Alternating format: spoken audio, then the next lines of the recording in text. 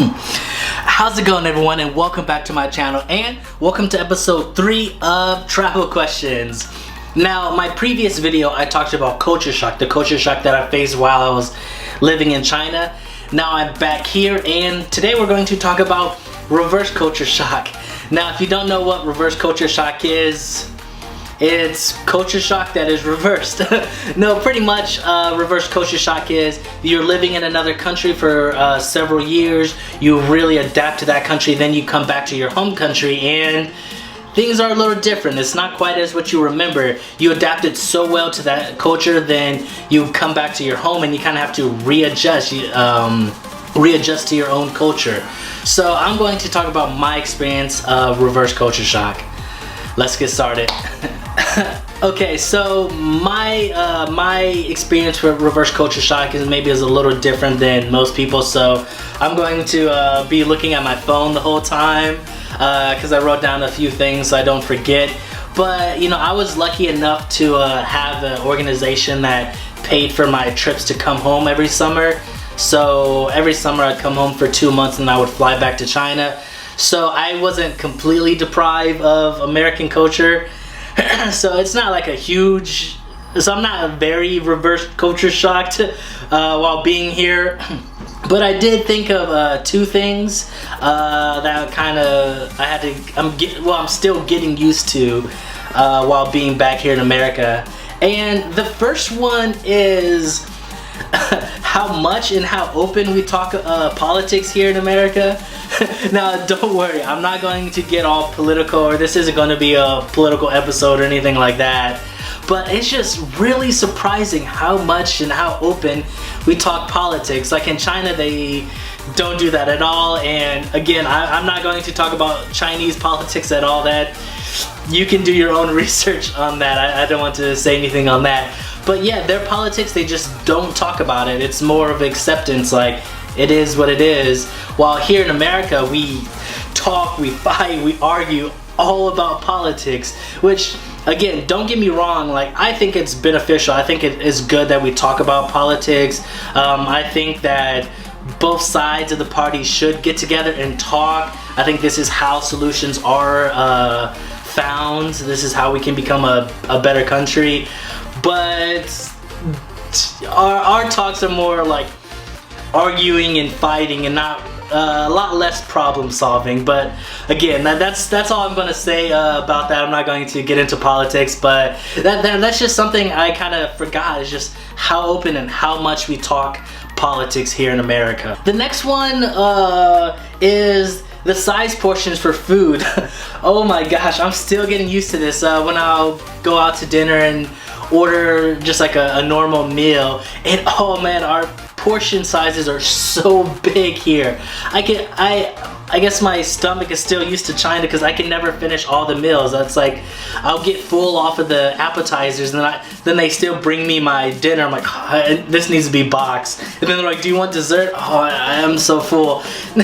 Now actually in China, I'm used to seeing a lot of food on the table, but this is for things like hot pot, where you get like a bowl of boiling broth and you get all these different meats, vegetables, and all that, and then you put it in there.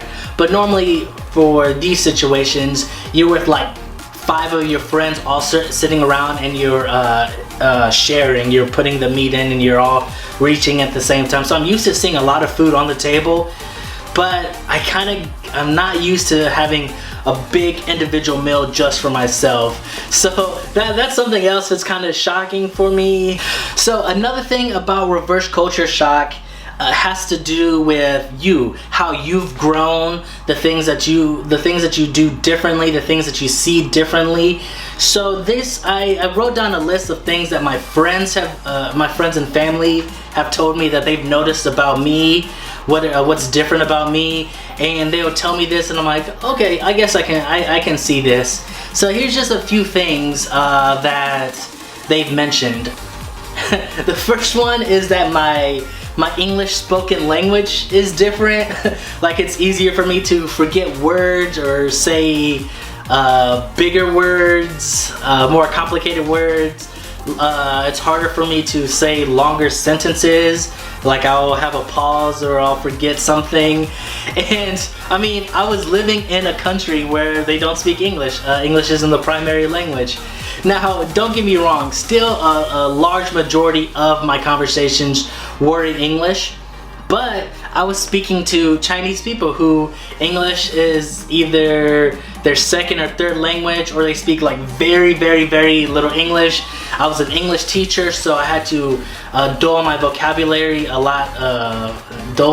Yeah, I had to kind of change the words I say to more simple words. I had to learn how to talk slower. And because of this, I just got so used to it that it changed the way that I talk. A lot of my friends will notice I forget words so easily now. I'll just have a normal conversation and I'm like, oh gosh, what is that thing? You know, the thing that we all sit around and they're like, the table. Ah, yeah, the table. Yeah, like I forget simple words. Like the next thing is kind of continuing on the spoken English, is I will say words differently.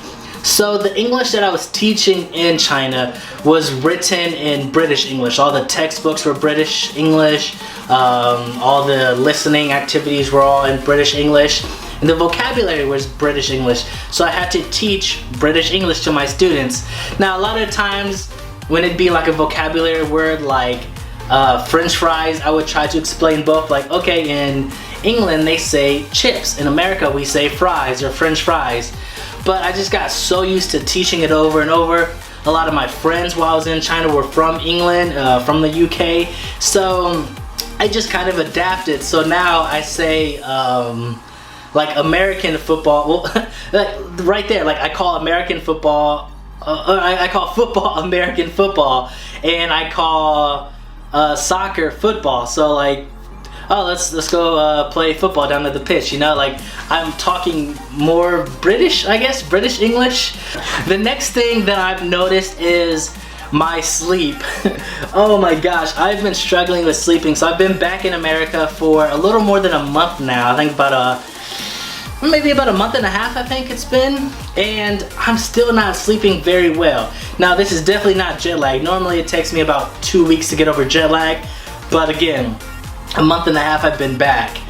And what I've kind of come to the conclusion is my bed is too soft. It is very soft. I'm constantly rolling around and like putting pillows under me to try to make it firmer. And yeah, in China they have harder beds. They think it's better for your back, for your spine. Instead of having soft and your spine is all like bent up, they like firmer bed or harder couches, those kind of things. Now, I didn't sleep on like one of those like super traditional like wood floor type straight. Like I bought my mattress and I did make it soft, but that mattress that I had in China is still like a lot firmer than what I have in America. So I guess I gotta get used to sleeping on softer mattresses now. And lastly, the last thing that my friends have pointed out to me, actually I didn't notice I was doing this, and actually this is kind of funny because they don't necessarily do this in China. Like there were some individuals that would do this, but as a culture, at least not where I was living, in the places that I traveled in China, they never did this. But people say they see me like bowing a lot. Like when people give me compliments or I'm just like thank you, they just see me do like a little bow. And honestly, I don't know where I got this from.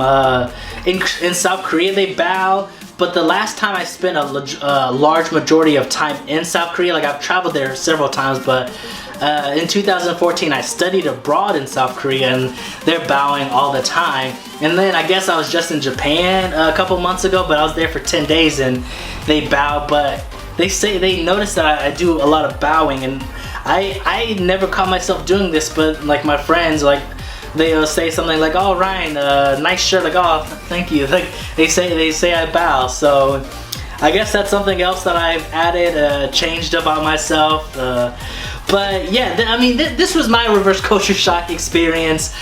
Just kind of things that has changed about me and things that I'm having to readapt to while being back in America.